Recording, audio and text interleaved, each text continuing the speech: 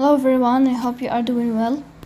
Today we will talk about how to fix or how to solve the problem of server error on the application of Netflix. You click on settings. Here you click on apps, default apps, app settings. In this list you will search about Netflix. You will go to Netflix app.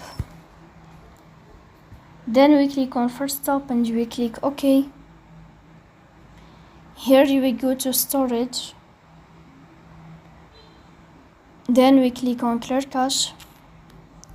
After that you will turn off your Wi-Fi and you will turn on your Wi-Fi again to fix that problem.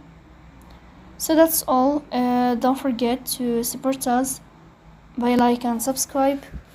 See you next time in another video, and thank you for your watching and your attention.